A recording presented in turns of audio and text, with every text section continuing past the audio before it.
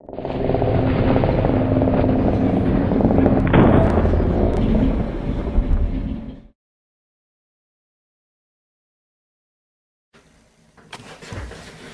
morning.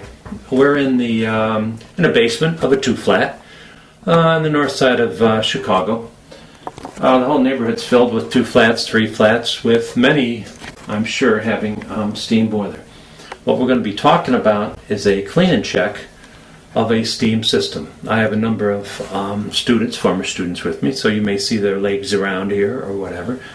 While we're talking about this steam boiler, I want to point out a couple things. One is we have some wrapping. If you look up there at the wrapping on the, what is that? That's probably 2-inch pipe, black pipe. More than likely it's asbestos. I said more than likely.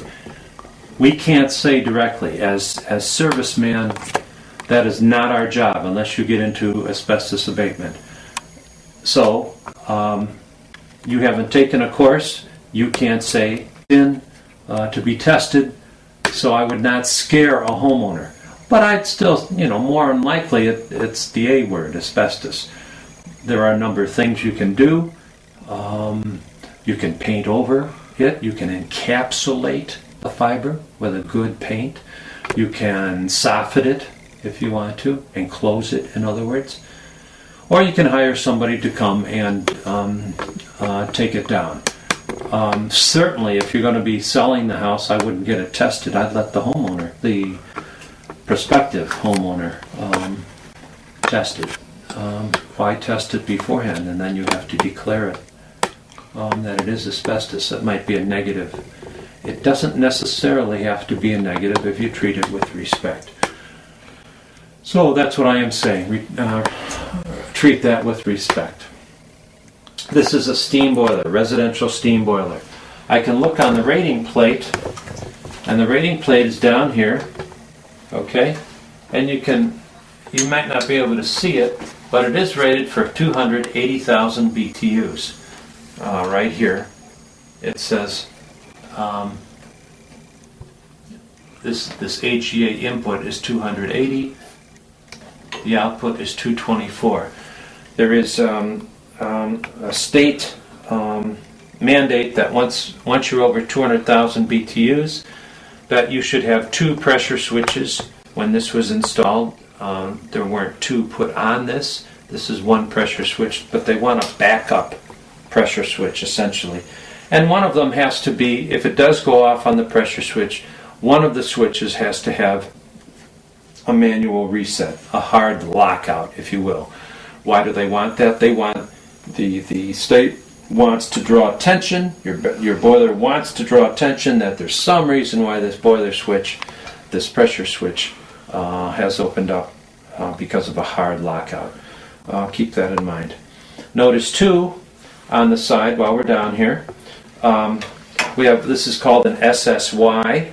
We have these up at Coyne. They're up in the heating lab. When it's a 4-inch box like this, okay, they're called SSYs. When they're the smaller ones, the handy boxes, they're called SSNs. You can see that there is a fuse here. Many homeowners say, oh, I have no fuses in the house. They're not aware of this. It's behind a box here. Maybe they've changed their fuses to circuit breakers. So it's good to point that out. What I would suggest getting, if they can get individual fuses from a hardware store, you can tape them on the line here. If they have to buy a box, get the slow blow or the Tron fuses. This is only 15 amps. There's not much here. I mean, there's only a transformer essentially on a boiler system. And then tape the box around here. Certainly keep it close by on the boiler. So we have the SSY. This is the electrical switch. We certainly want to locate that first thing in case we have to make a lunge for it and turn it off. One thing also we are going to take a look at right now, we have a gas cock here. Okay, this particular one is a gate valve, meaning there is a gate, literally, that when we close this, righty-tighty, lefty-loosey, it's going to take a while for the gate to shut off the gas here. But before we even get started on a clean and check, you should know where the gas cock is, you should know where the electrical switch is, as well as, in this case, you should know where the water shutoff is to the boiler. If you're working with a boiler, you should know where the water shutoff. In this particular case, we can trace back to the water heater,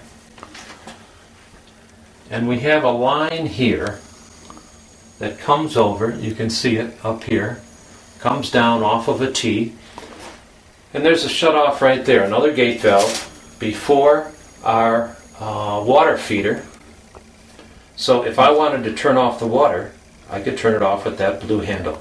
So we have looked at three things that we should know. One is the water, one is the gas cock, one is the electric. Before we even get started, you should know where those three are. On the water boiler itself, this is the business side of things. Low water cutoff, we will get into that. There is a banana float in here. You can see a sight glass, and we're going to change the gaskets here because it's obvious from all the white powder that something is leaking, but it shows us that there is water in the system. Okay, we're into November here, middle of November, so it's been running. There is an arrow right here, so it about lines up with the water level. That's good. We want to take about a gallon, 2 gallons out every week from this, because this float in here, this low water cutoff, the mud will drain to the bottom of it, and we want to, as the steam goes up and the condensate comes back, brings back dirt or mud with it, and we want to blow down, that's the term, we want to blow down this low water cutoff, and that's why there's a drain here. Normally you have a bucket right here, you open it up, boom. Every week you do that. Pressure switch. This is line voltage. How do I know it's line voltage? Normally low voltage is not within BX, sometimes it is, but I've also checked out the water fill over there, and it is 115 volts, and this can be 24 or 115. The switch is rated for that, so I'm just assuming, I could be making a mistake here, but I'm assuming everything's going to be line voltage then. Of course, we're feeding the transformer, and we have a gas valve down here. Now, we're going to be working with the gas valve in just about 2 seconds here. Notice that there is a thermocouple lead going in, so we're going to change that out at the same time that we do this clean and check. Notice that there is a boiler drain right here. There is a place for a light to take somebody put the light here. It's going to be in our way, so we might have to work around this or loosen it or whatever to get it out of the way when we take this out. But there is a place for a bulb here. All right, so what we're going to start with over on this side of the boiler, take the door off. You guys can step over here.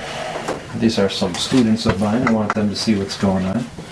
Okay, so what we're going to do is, if you look inside, there is a door.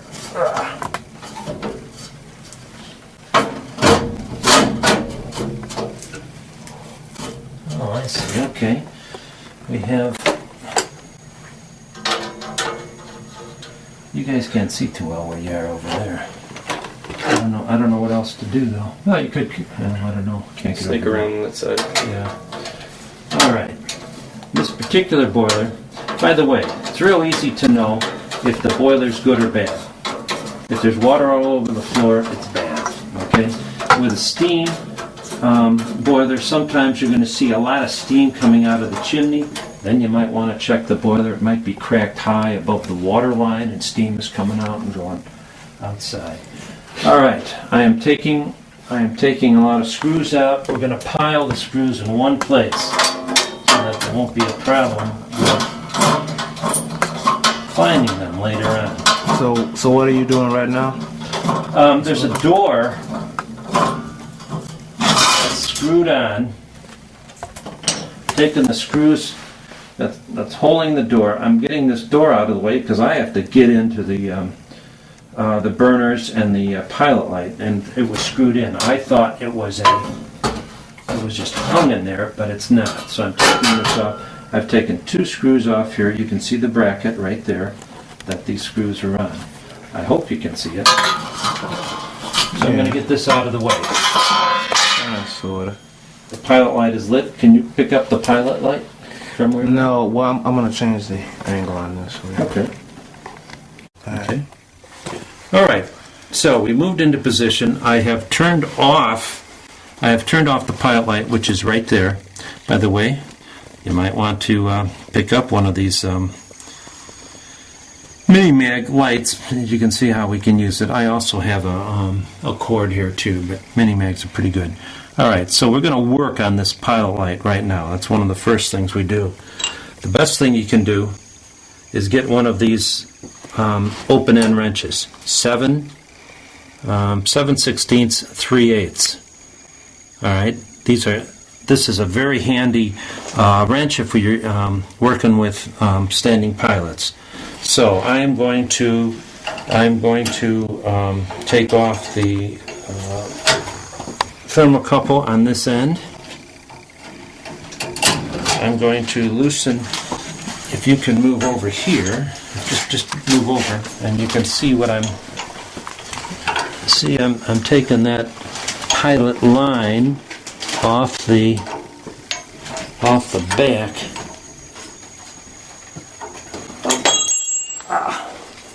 of the gas valve. Trying to get the light in there. It doesn't want to come off. Well, there we go.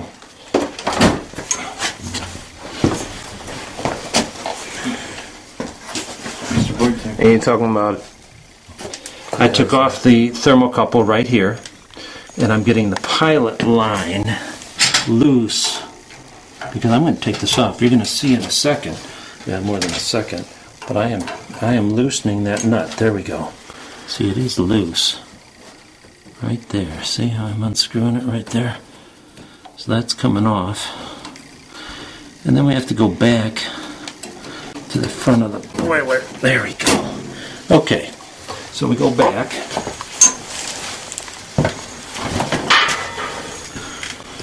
There's our pilot. Let's see, it's a slotted screwdriver, all right.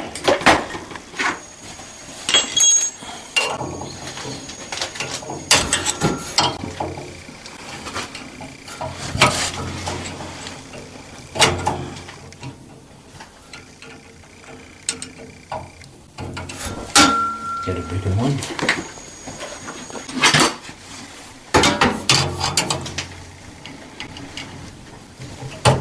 Wow.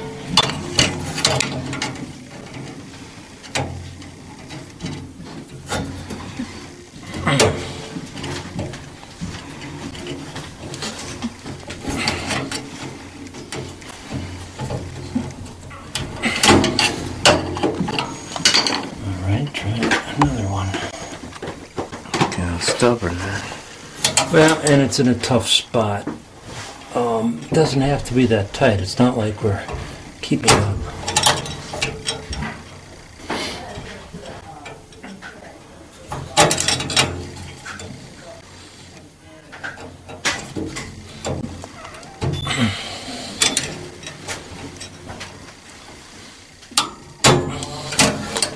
Wow.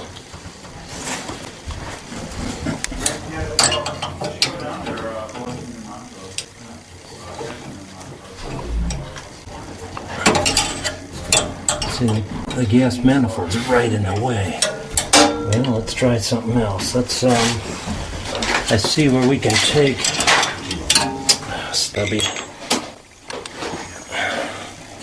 Let's see where we can take this off here. Let's see. Oh boy, that head is turning too.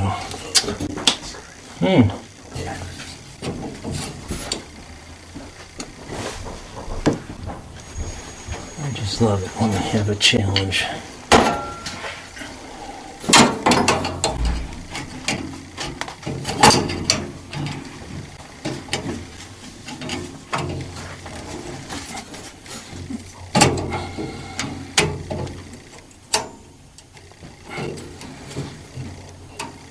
All right.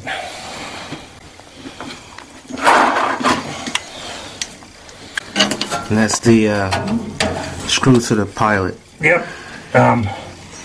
See, the pilot assembly is held onto the burner by that. So what I'm trying to do is one way or another. See, I can't take out the burner easily. Well, maybe I can.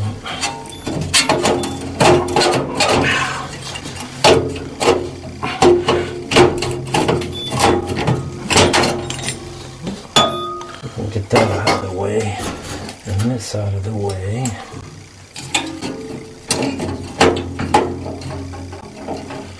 Oh wow, it wants us. Isn't this fun?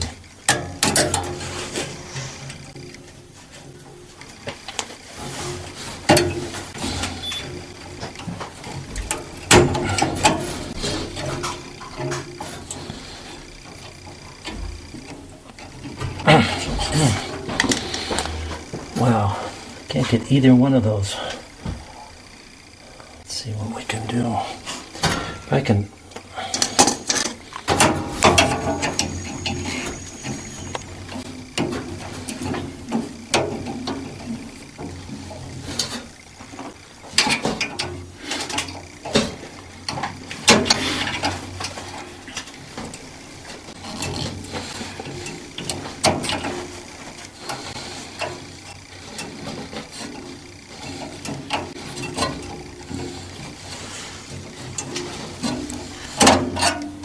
So you're taking off the burner assemblies right there?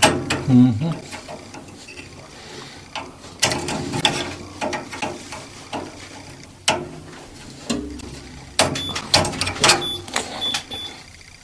I finally got a hold of the nut so I can take the bolt out. It's a rather long one.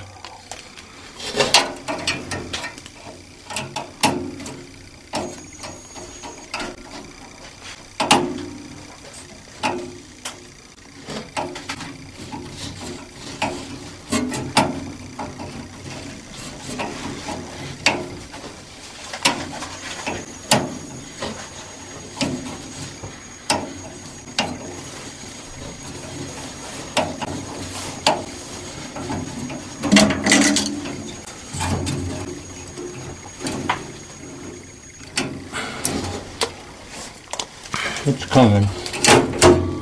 It's just taking a while.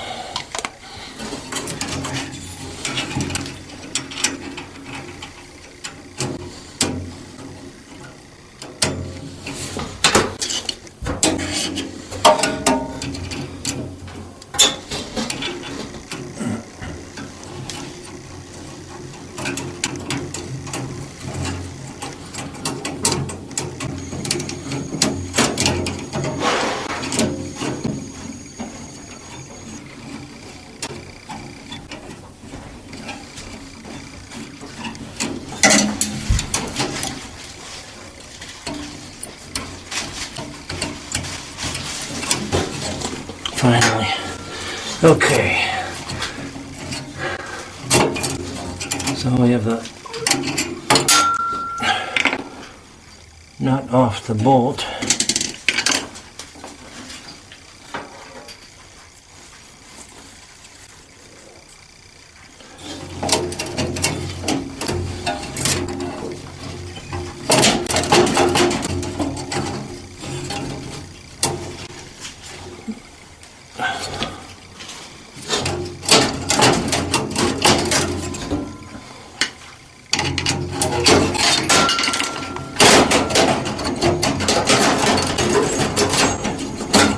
Alright, finally. Let's see.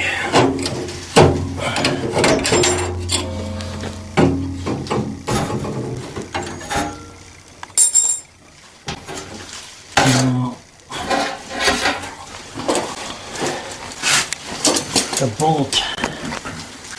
the bolt did drop right here. There we go. Alright. Now, so this is up where we can work on it finally. Pilot assembly. I don't know. Thermocouple maybe is 2 feet long. Yeah, it should be. That's not gonna be long enough. That 18 inch is too short. Should have gotten the longer one. It might even be a 36. Do you have it? No, I could run and get one, but this 18 is not gonna be long enough because it's still got a curve around the gas bill on the outside. So. Well, just look at what we have. Yeah. So I'd get, yeah, I think it's too short. I don't think it's a waste because sometimes you can use those on the water heater. Mm-hmm. Okay, so if you get a 36, a 30 inch, or a 36 inch, otherwise they're all the same. Right. Just the length. So we're going to continue. Sure. I'll just come back some other time and replace it. Or, unless you want to go get it now. Well, how far away you got to go? I could probably run to Home Depot or something to get it. Or would you rather stick around? I'd rather stick around, but... Okay. All right. What we'll do is we'll clean this since it's out. Okay. Putting the thermocouple in won't be a problem. Okay. Just watch what I do and then you can Sure. put it back in. Hello. Hi there. I live upstairs. It's good. I've done hot water return and did the plumbing here, Oh, all right. the bathrooms. So, all right. So we have to come in. We have to come back with a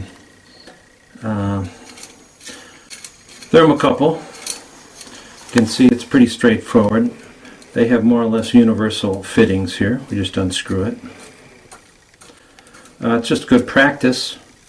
Do we absolutely have to hold a gun to my head, change the thermocouple out? No. Could we do a millivolt test on it? Yeah, we can. Thermocouple is the weakest part of the system. This is a Penn Johnson, by the way. I think it's a number 16. Doesn't matter. Honeywell's very good. So what's the purpose of the thermocouple right there?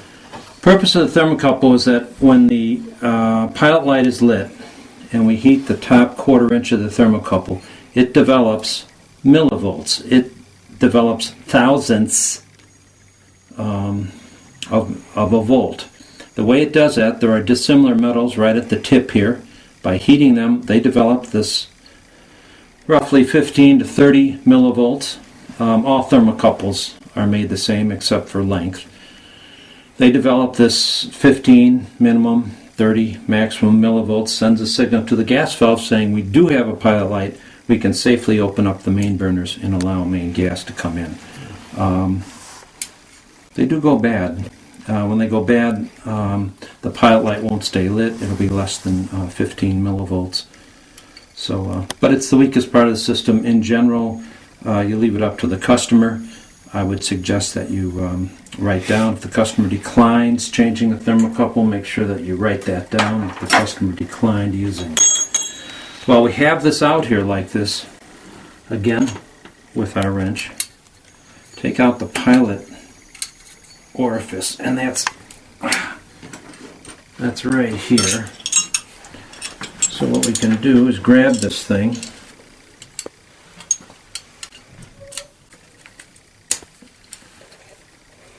try to remember how it was set up. You can see how it was set up originally.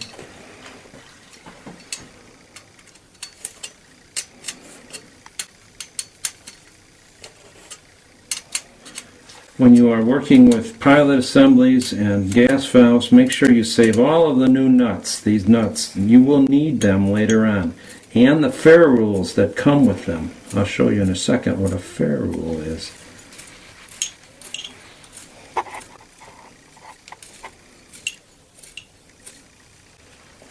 Wow.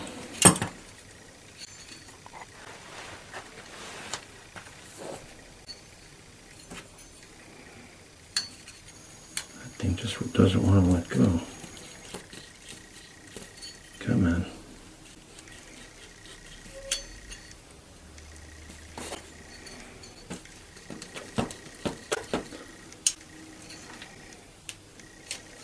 Here we go. It's coming out, but it doesn't want to come out. We want to get this out because we want to clean the pilot orifices.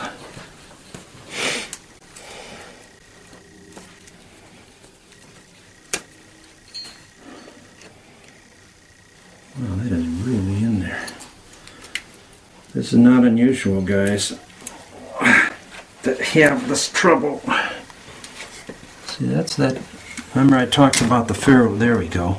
That's the fair rule. You can see how it pinches around, and this nut pushes that, and that's what makes a seal. Alright, so we have that out. Now, to take this out, I always like to use this. Why? If I come on here with an adjustable wrench, I can oval this very easily. And if I oval it, I'll never have a chance to get it back on the nut. So what I do is I use a nut driver.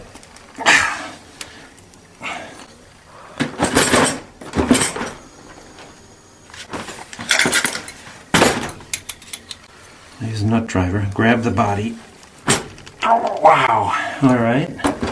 So it's being difficult. These are my channel locks. And just grab that thing. I want to get it out because I have to.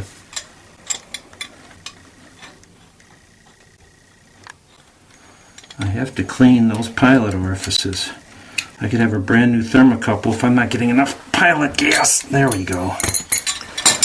Okay, see now I didn't oval it at all. It came loose. There are two, and I don't know if you're going to be able to pick that up or not. There are two small orifices, one at 12 o'clock, one at 6 o'clock. Can you see them? Yeah, I got them. Okay. Even without the light, I can still see them. Okay.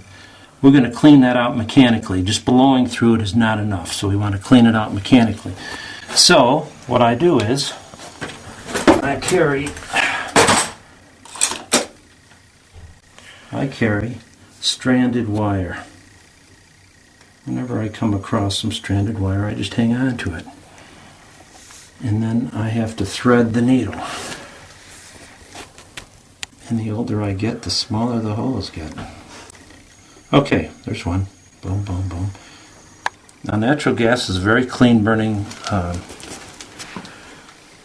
gas, but it does leave some ash. And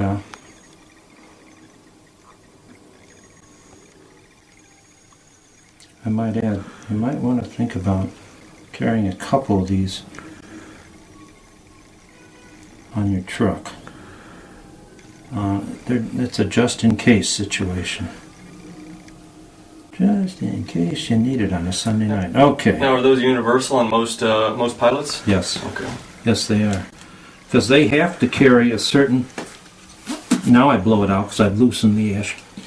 They have to carry a certain amount of gas to heat the thermocouple between 15 and 30 millivolts. It's pretty standard. That's good. Yeah, it's standard.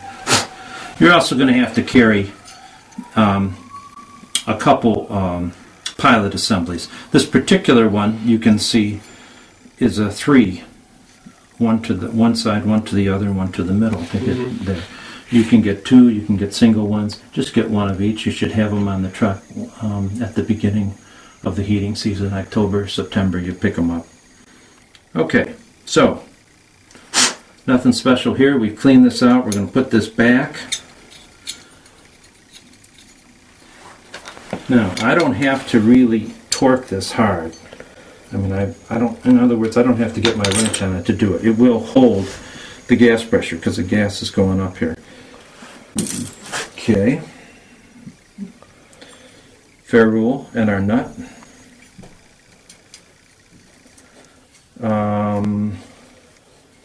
Okay, I'll put the thermocouple back in, huh?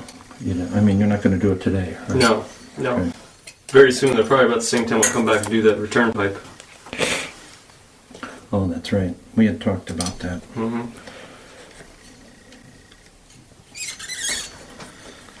Okay. Now, this one we do have to make pretty You tight. have some pretty big wrenches. Oh yeah, 3-footers. Not that long. Well, I mean, you can get, you can Put a pipe on it. put a pipe on it. Yeah. Use an extender, a persuader, if you will. I don't know if the jaws in my 18-inch are big enough for that, though, so I'll probably have to pick up an aluminum pipe wrench.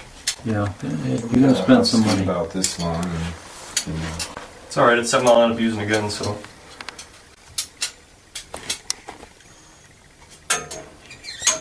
There's none here now that serves. She might have one. Yeah. We've got 2 or 3 ourselves.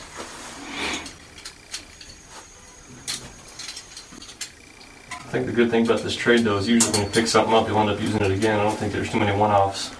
Yeah, if you don't leave it. Yeah, you lose so many tools. Or they get stolen, that type of thing.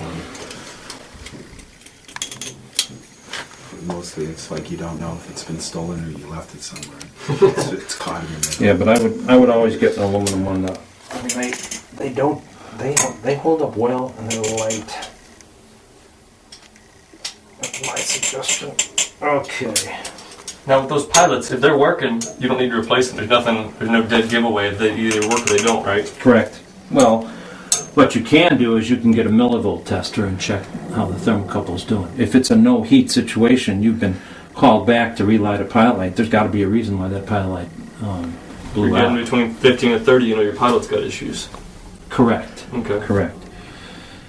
Personally, if I ever take this out, I always clean the pilot orifices. Now if you're checking that millivolts DC on the thermocouple, you keep one end of the thermocouple on the pilot and the other end you check with You a... take it off. And you check with a meter directly at the end of the thermocouple. Correct. Okay. Correct.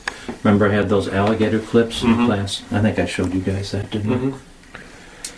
Okay. I'm going to use the old thermocouple, which is fine. Did you ever clean that with the 4-0 steel wool thermocouple? No. No reason to, not unless it's caked with something, but no, there's this ash really doesn't affect it all that Oh, much. it heats up. It's not like a flame sense. Mhm. Okay, that flame sense, if there's any coating, we're talking about 90% furnaces, 95% furnaces. Yeah, they have to be cleaned with the 4-0 steel wool. Okay, this does not have to be real tight because it's just holding it. It's not holding gas or anything. Okay, we've taken care of, took us long enough. Let's see. Okay, we've taken care of the pilot assembly. We'll put that over to one side. Now, you make a mental note. I know this is where the pilot was, the pilot assembly, and just looking at the other ones, see the other ones we could use them. They all have this band. You will find some burners that are very specific to the pilot light. Now we know the pilot light is going to be right toward the middle, right on a burner that's just right next to the middle there, the split. We're going to take all these burners out. We're going to clean them. We have to keep track of a few things. We have to keep track. This is a primary air adjustment, so we're going to keep track of those. There are springs in here. We do not want to lose those springs. So to get these burners out, this particular brand, we have to rotate it and lift it. Push against the spring, turn it, okay, and pull it out. Yeah, we do have to worry about the primary air. All right, pull it and turn. Okay.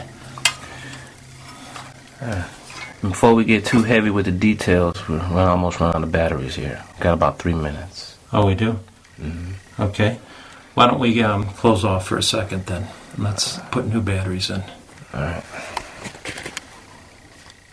Big cast iron burners. 8 heavy. All right, fellas.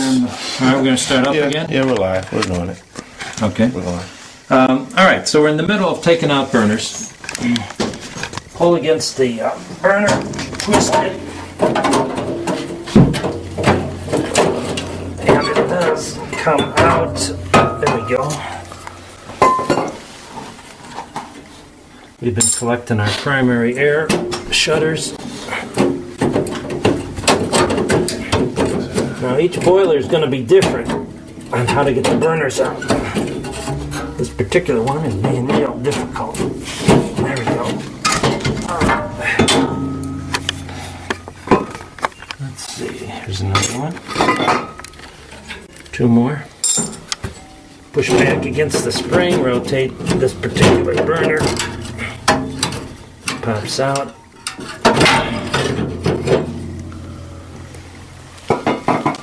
Take the shutter out. Rotate it. All right, last one. Now comes the fun job.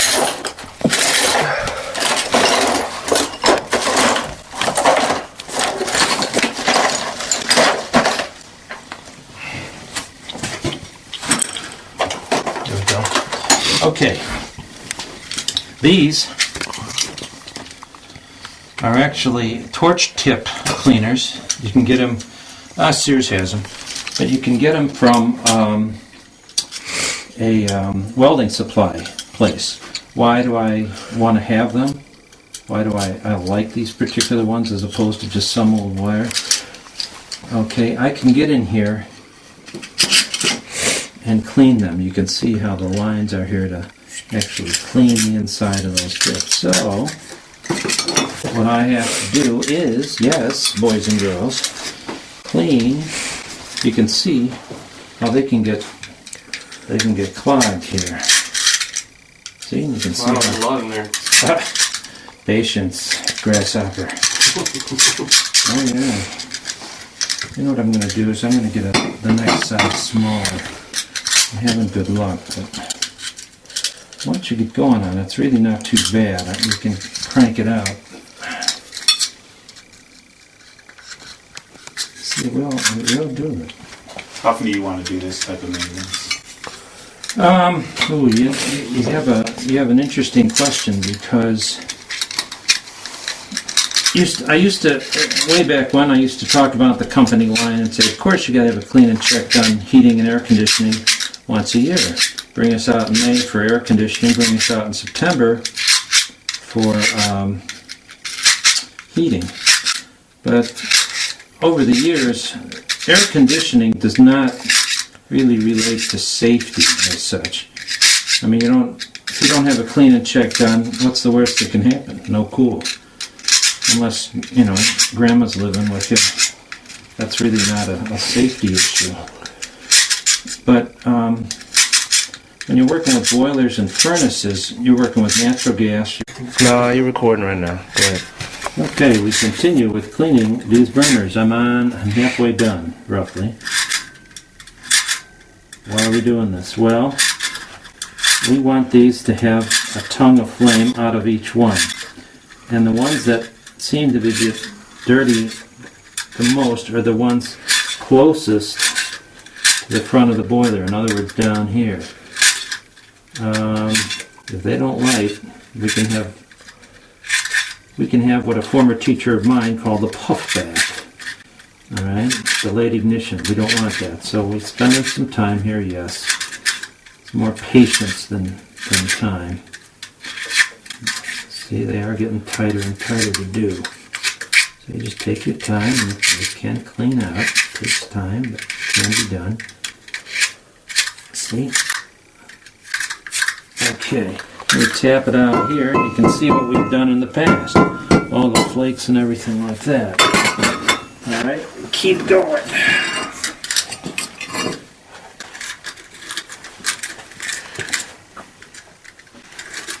So how long do you usually take to do a clean check on a boiler? Steam boiler, I figure 3 hours. And so you should charge appropriately. I mean,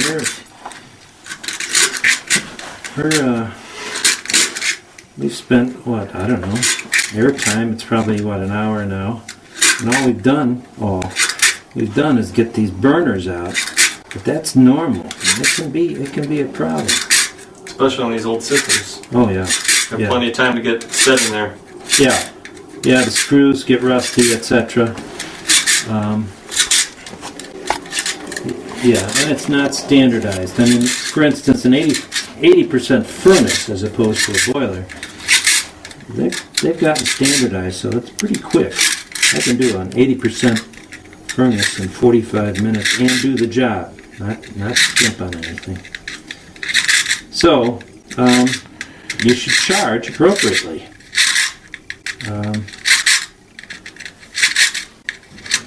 at North Star, we charged $100 for a furnace, and we're in about 3 1/4 for a steam, just because it takes time.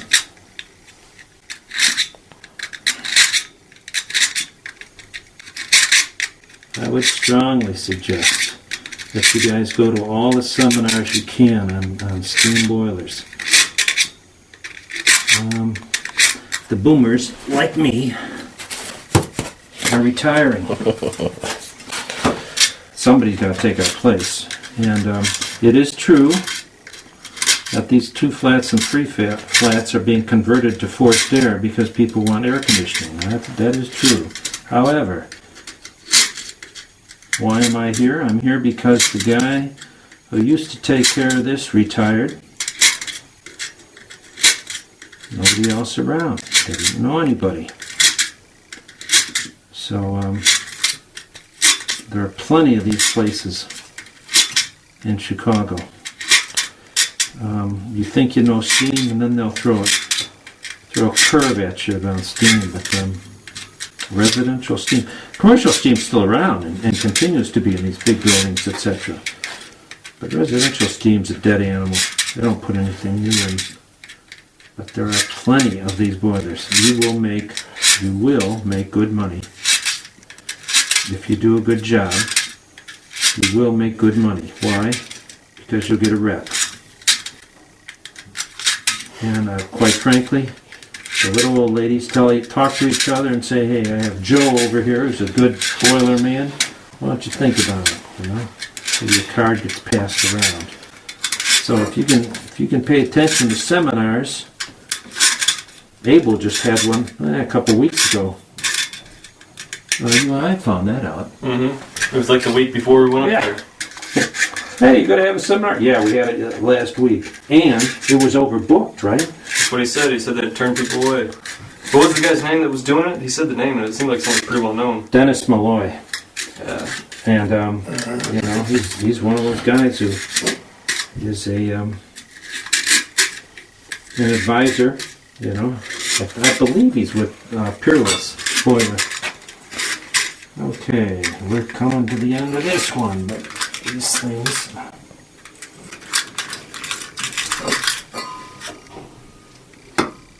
Pretty obvious it hadn't been done quite a while. Well, I can't say. I wasn't here. I haven't kept track. I'm not going to judge somebody else. Yeah, homeowner did do, they do blowdowns every week though. I did confirm that. Yeah.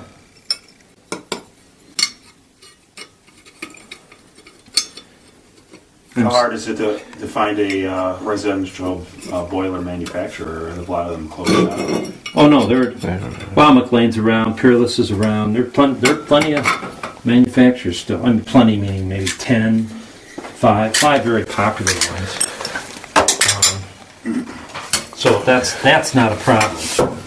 The problem, finding the experienced guys, and there's an interest there, as we just found out. And this Dennis Malloy, good man, good teacher. These are all done.